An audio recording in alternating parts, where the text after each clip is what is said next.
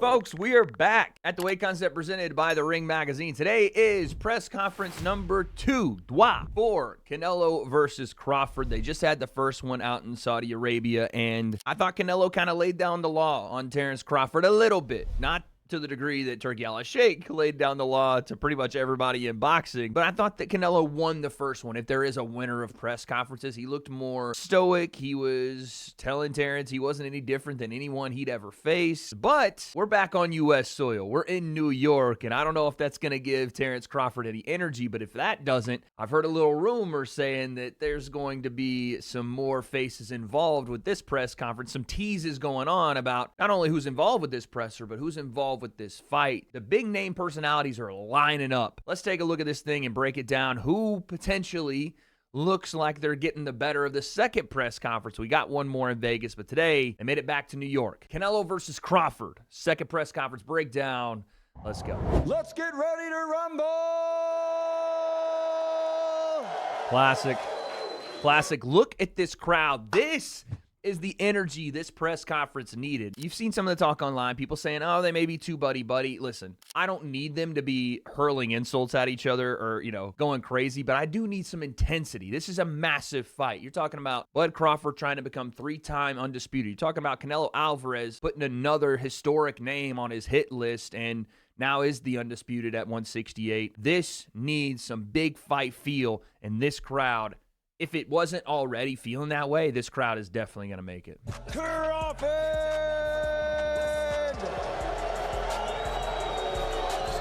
Got him walking in front of it. Okay. Got him walking in front of the stage first. He's getting booed. Four-time Again. Oh, he said 4 times, and then Bud looked at the crowd and said 5 times. Dang, I guess Canelo is the favorite here in New York. I like it. Canelo clearly is the superstar globally that Terence is just not right now, which is another reason Terence taking this fight makes sense for him, right? You get the Canelo rub. Pause. You potentially beat Canelo, and you get some of the shine that he already has across the world. Damas y caballeros de Jalisco, Guadalajara, Mexico. Saúl, Canelo Alvarez. Let's go. Michael Buffer rolling hard, son. I'll tell you what, they are on board. Canelo is definitely the babyface here. Big H-E. Wait, why did they sit Turkey on Canelo's side again? I guess because Canelo's the champ, but Turkey said last time, I don't know why they put me here. I want to be in the side of Crawford. he's taking sides. And again, I have a feeling I know who's about to come out, and they should make him take Canelo's side. The reigning! Defending! Give me Dana White, damn it. I need you to understand, we have at the table the most expensive boxing contract ever happened before. First off, I think the Canelo contract by itself, I don't know what the number ended up being that Turkey signed Canelo for the 4-fight deal he signed him for, but it was massive. If it's the most expensive in boxing history, that would have to mean that both of them are getting paid more than Floyd and Manny Pacquiao got for their fight. And didn't they get something like, I don't want to misquote, but not to pocket watch here, but I was just wondering, didn't they both get something over like $150 million each? If that's the case, good Lord. Oh my God. Whatever the number, I'm just happy we're getting it. Give the flag of the conference to my brother and dear friend, Dana White. Let's go. Let's go. Dana walking out in the t-shirt and jeans, son. Got the Canelo versus Crawford shirt on. It's fitting a little tight, Dana. It's fitting a little tight. Yeah, you got the gun season out, but we got to get Gary Brecka back on the phone, son. Zuffa Boxing, okay. What's up, New York? Thanks for coming out today. We appreciate it. All right, let's get this started. Who's got the first question? Oh, we're going straight to the media. Dana didn't start by saying anything. He went straight to media. This is very interesting. Okay, you don't see a lot of boxing press conferences like this, or at least not like what you're about to see. Dana is going to run this like a UFC press conference, which I think personally works a little better for combat sports. You don't have a lot of the fluff where you get both guys to come up to the podium and their coaches come up to the podium. You really just get into what the people or what the fans or whoever's going to ask questions want to ask. The question for you, Crawford, would be, obviously there's a bonus now for a knockout. Are you going to be looking for that bonus? If so, in what style? I'm hunting him. That's it. I'm hunting everything that he got. And I'm going to take it come September 13th. Yeah. There you go, bud. There you go, bud. Go hunting one time. A wild Canelo appears. Go freaking Aaron the Plumber style. Catch them all, baby. Catch all them belts. Oh, my Lord. Rick Rito appearance, baby. Just got off the golf course. If you win against Canelo, where would you rank yourself among the list of greatest of all time? When I win. Yeah, I knew. I was going to say, as soon as he said if, Bud wanted to get in that mic and say when I win. Again, a different intensity in this press conference, mainly from Bud Crawford. I don't know if he saw some of the things online that people were saying, or maybe he just felt he wasn't himself in that first one. I didn't necessarily think he did anything wrong in the first press conference, but it just felt like more of a friendly kind of thing. This one he doesn't look as friendly about. He's just got a little bit more spite, a little bit more intensity, which I like. For this to be the first fight that I ever promote in boxing, it's incredible. It's an unbelievable experience. That is pretty nuts, by the way, that Dana is stepping into one of the most watched boxing events potentially ever. We'll see how it goes, but it'll be on the biggest platform right now you can have in sports media, which is Netflix. 300 million subscribers, and you're talking about the undisputed super middleweight championship. Everybody feels on board for this thing, and Dana stepping into this role is a massive start. It's the best start you could have ever as a promoter. You know, there's a reason why I wasn't getting those big fights, because God was preparing me for this moment right here. And this is my time. No doubt about it. If Terence Crawford can come up to 168, jumping 2 weight classes, again, I've said this more really like 3 because he's had 1 fight at 154, and beat the undisputed super middleweight champion Canelo, if he's able to do this, this is a career-defining win. Forget about whatever the win looks like as far as his other opponents. The Spence win is great. This is career-defining. This is legacy cementing. This is huge. I think everything on this fight mostly works in the favor, as far as legacy is concerned, of Terence Crawford. If Canelo beats Terence Crawford, that's a great win, and it will definitely add a massive name to his legacy. There are other things that Canelo can still do to get even better in his legacy. This is the one for Terence Crawford. Is there a chance we see some cross-promotional appearances in WWE? We talking about it. Maybe you will see me in the WWE. What? Hold on. That is an interesting question. When he asked it, I was like, what? He's asking Canelo he's going to go and do a wrestling show? If Canelo shows up in the WWE, my jaw will fall off my fucking face, dude. I mean, I never even thought about it before. Canelo comes out, and again, you know, Mexico has a great history with professional wrestling, but I just didn't, it's not clocking to me right now that he's standing on business. No, I would love to see Canelo pop up in the WWE. Him and Terence, maybe not in a, I don't know, maybe after the fight. I don't know if I want to see him do like a promo battle. I want all the people in the stands that booed me, they going to cry when they go home.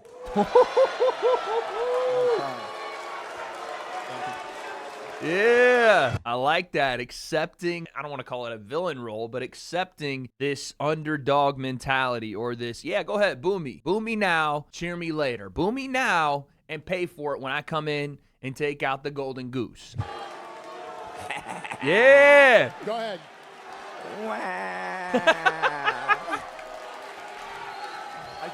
I just found out what the sign language means for cry. Yikes, buddy. Get the question out. I just cringed. You put on 2 great fights the same night. We have UFC Noche that night, and I know there's a lot of questions about this. The main events will not, the main cards will not cross over. That's an interesting thing, because I'm of the idea that there's not a lot of crossover between UFC fans and boxing fans, but on that night specifically, because it's such a massive fight with Canelo Crawford, that some MMA fans are definitely going to tune in. Like, they're definitely going to take a look and be like, oh, okay, that's a massive thing. UFC Noche is big, but this is clearly bigger. He says one fight is going to run before the other. He doesn't really say which one there, so I guess we'll stay tuned to see which is which. Dan Canobio with Inside Boxing Live. All these questions. Let's go! Let's go. My boy Dan Canobio getting his questions in. Talk to him, Dan. For both fighters, we've seen some photos come out of you guys eating together, kind of joking around. The interview with Piers Morgan was very friendly. Can you explain to fans out there that it is a gentleman's sport? Is there animosity, and what could you make of some criticism like, oh, these guys look like they're friends? I respect Canelo, just like I respect every one of my other opponents before Canelo. But once it get close to that time, you know what I mean, it's time to go to work, you know?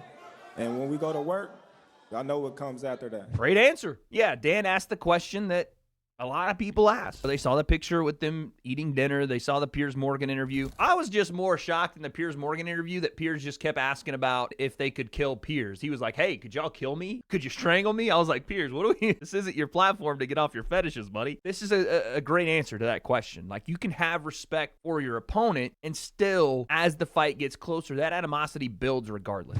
I want to bring up the first member of our broadcast team. He is the best boxing analyst in the sport. Ladies and gentlemen, Max Kellerman. Oh!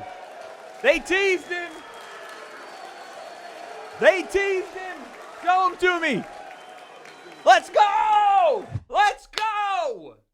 That's what I'm talking about, man. This is what I mean when I say you're getting some of the best and brightest in boxing on this card. Yes, it's about the fighters. First and foremost, it's about Canelo. It's about Crawford. It's not about Dana. It's not about Max. It's not about anybody else. But when you get these guys as bonuses, these are the right decisions to make. Max Kellerman has so much history in this sport, so much ability to commentate, to be an analyst, to be a part of a commentary team. Trust me when I say, people in the comments, you're going to get a special night of someone laying out boxing the way it deserves to be laid out and taking you on a journey with Max Kellerman. Canelo is 62-2 with 2 draws. 62-2.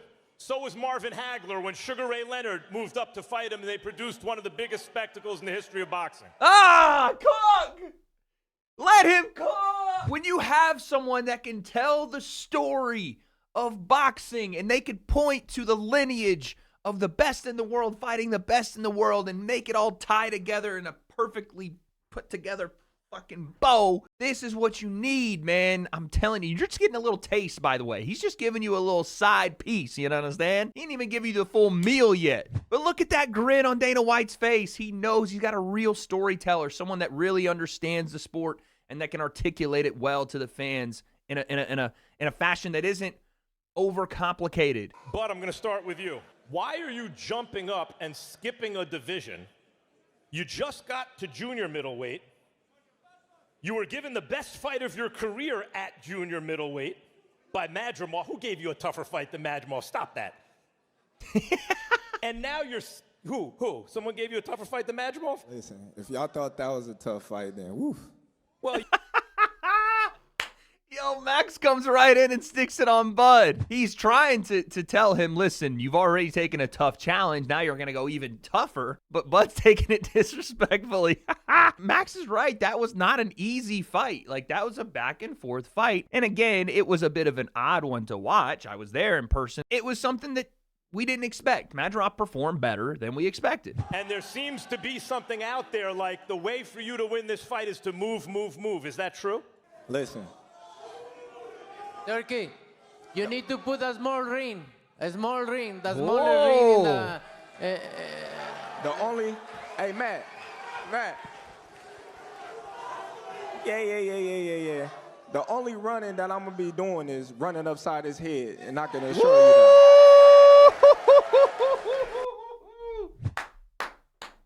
Talk to him. Let him know, bud. Let him know. I told y'all from the moment he stepped on stage, there was a different intensity. There was a different look in his eye. And you can even see it here. Look at that. You can see that. And again, speaking of the eyes, he ain't wearing no sunglasses. He's looking directly at you. Not to say that's anything, but I'm telling you, Bud has got a different mentality in this presser. He's tired of the question of him running, which, again, I don't know where that question's coming from. Bud Crawford's never been a runner. I love that answer because Canelo's, yeah, make the ring smaller, Turkey. Please make the ring smaller so he don't run. Terence said, I'm going to run these hands right upside your head. Let's go. And he got a big head, too. Dang. Canelo, I mentioned Sugar Ray Leonard. He do. Yeah, Canelo does have a noggin on him, though. This will be, it's safe to say, the most watched prize fight, more eyeballs on it than any fight in almost 50 years, in almost half a century. Max is doing a great job with this, man. Look at Dana. Dana is cheesing, dude. He knows. He got the freaking white whale. He got him. He's such a good storyteller, man. God, what a get. And now, before we get out of here, Dana, you're going to face the fighters off. Oh, yeah. Let's get to it. I saw what's about to happen on social media earlier today. What I didn't see is the things that precursed what happened. We're going to see a bit of a pushing and shoving match here. But what I didn't take into account was the entirety of this press conference. Who has been on the offensive this press conference? It's been Terence Crawford. Who has been the more intense one in this press conference? It's been Terence Crawford. Whether it's toward Canelo or the crowd, yeah, boomy, wah, cry, that whole thing. Or telling Canelo he was going to put hands on him. Only running is me running these hands across your face. And you got a big head. And now, right before they're about to face off, look who is adamant about taking the center. Canelo's still getting his mic off or doing something. Terence walked right to the center. The last press conference, Canelo met Crawford over halfway. Let's say this is the halfway point. Canelo met Crawford over here. This presser, Crawford has met him in the middle before Canelo's even turned around. Again, little things that may or may not matter, but Crawford trying to send a message here. I'm the one taking control from here on out. I'm sending you a message that I'm not taking back steps. I'm not meeting you where you want to meet me. I'm the one dictating how this whole thing goes. Look at him. Ready. Now, on the other side, you could say, okay, mind games from Canelo, making him wait. Yeah, do all that. Talk all that stuff. But I've been here. I've done that. Something you innovated. Yeah, the performance bonus that night is going to be over 6 figures. We're still talking about it. So, yeah, it's going to be a big number.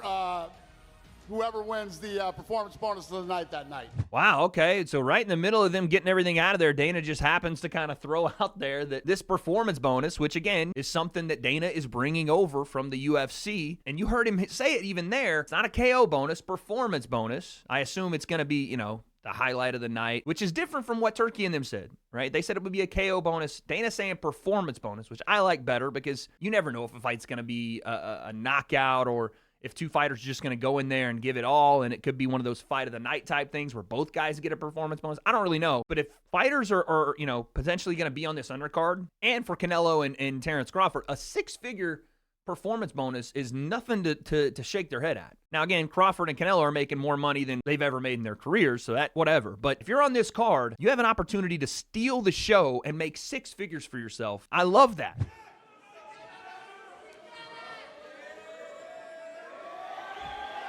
Here we go. Again, look at this.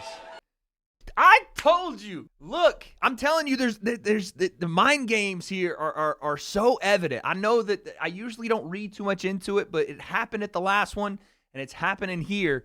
Look at how Terence Crawford answered how Canelo addressed him in the first face-off. Canelo, again, went past halfway.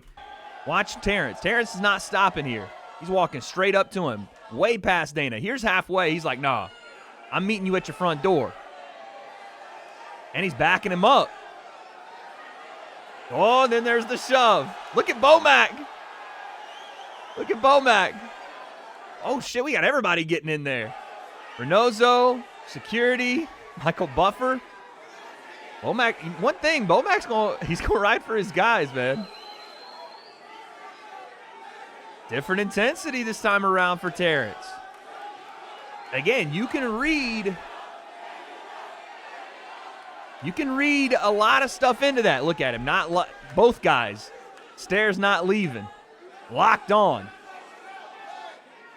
They're going to face off again. This time, Canelo. Oh, see? It's a game of tennis. It's a game of back and forth because this time, Canelo walks up on Terence.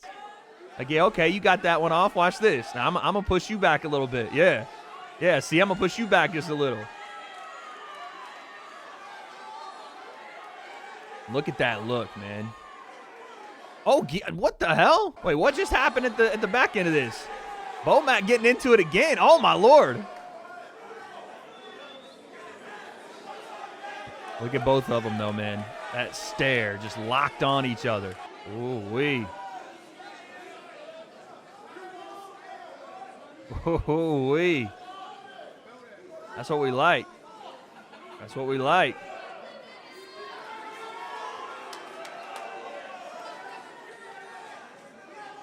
God, I got to hear what they're saying, though. Got to hear what they're saying. Hey, there it is. There it is. Oi, oi, oi, oi, oi. Throw it to him, Canelo. Holy.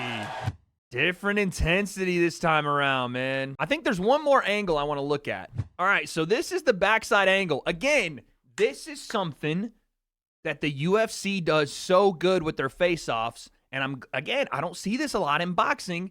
This is a Dana White's actual own footage because he hands his phone to somebody, one of the media team behind him when he does these face-offs, and they get an angle that we do not ever get.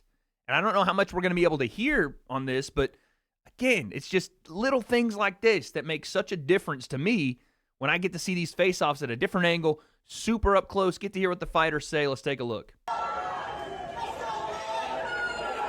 Straight up, man. And Bud just starts pushing him back. And Canelo with the shove. And then Bud said, get on me. Look at Bomac. Bomac went straight away. Nick Khan trying to hold him off. My guy Ish doing his thing.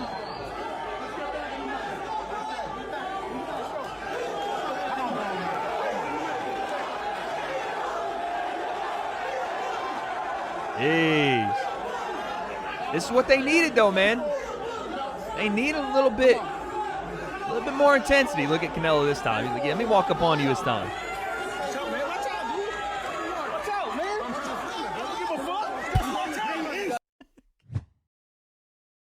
Bomac's beefing the camera guy. Bomac's beefing the cameraman trying to get the shot. No. Hey, guys, let them do what they gotta do. Don't put them back. God dang, Bomac's pissed. He's pissed. He's beefing the cameraman. Come on, Bomac. We're on the same team. If you're on the same team, we'll move the fuck out of the way like you said. I'm trying to shoot it so everyone can see it. I'm not trying to hurt nobody. I'm Dana's camera guy. That's Dana's camera guy, too. Dang, Bomac trying to swing on Dana's cameraman. I'm dead. Dang it, I couldn't hear them. Dang it. I wanted to hear what they were saying. They're going to have an angle for sure that gets that conversation. I need that. But folks, that's it. That's the end of the breakdown. Listen, this was exactly what this fight needed. A bit of a maturation process, we'll say, with getting people to get engaged, with getting this thing in front of a massive audience, I think definitely helped. Bud Crawford coming out with crazy intensity definitely helped. Again, I think he got a little bit, I don't want to say it got to him, what Canelo did in the first presser, just kind of walking up on him and getting on his side of the podium and all that. But it definitely planted a seed in his head. And he came out, was talking to the crowd, was talking to Canelo, was talking to everybody, talking to Max Kellerman about how he was going to smack Canelo up and all this. Now, you can read that a couple different ways. You can read that as Canelo, being reserved and being like, this guy's new to this. I'm just going to sit back and let him get all his emotions out. And looking super confident in his own right, Canelo's like, hey, make that ring smaller. He ain't ready. Make that ring smaller. Don't run from me. He's got his own mind games he's playing, telling Terence, yeah, stand in front of me. You ain't seen power like this. He's not telling him that, but he's essentially saying you're not ready for this power. And then Terence is like, listen, you ain't about to punk me. Straight up, that's what you're not about to punk me. Now, again, is that a little bit over emotional? Is he reaching a little bit? Or is that just genuine, like, no, this is the intensity I'm going to have for the rest of the time you see me. We had all that dinner stuff, all that play nice. It's over now. We're about to fight, and you're about to see Bud Crawford come out. Regardless, I think this is a slam dunk press conference. Doing it at Fanatics Fest, doing it with Dana White leading it, Max Kellerman giving you the history of boxing and just weaving it into this fight. It's all coming together the way this fight definitely needed to. I'm pumped already, and we still got a couple months to go. We still have one more press conference in Las Vegas, but you guys let me know. Again, I try not to pull winners and losers out of this, but I think Bud Crawford gave an intensity that I did not see in the first one, a focus, a bit of a swagger in this one that I didn't see, and I'm glad he did because this was what I wanted to see, and I think Bud comes out of this press conference looking good. Yeah, people are booing him. Canelo's got all the fans, but he's on his I don't give a fuck stage, right? Like, whatever. Do all that. I'm gonna upset all y'all. I'm gonna make y'all cry. Love that, and that's why I think Bud shined in this one. Canelo still did his thing, and we'll see what happens in the next one, but comment below what you guys think. That's it, and that's all. I don't know what happens next. I don't know what happens in the fight, But I do know this thing is going to be massive. And you're starting to see it already trending in that direction. And you knew that when it was announced, but now you're seeing the fruits of the labor of Turki Alalshikh, Nick Khan, Dana White, everybody involved with putting this together, getting the right people, Max Kellerman, whoever else is going to be there, ultimately focusing on these two awesome, legendary fighters, Canelo and Crawford. What happens next? Guess we'll find out. Like, ride with me if you ride with me, you can slide with me if you feel like 550 on the 5 sticky, come get high with me, that's a deal, right? Ride with me if you ride with me, you can slide with me if you feel like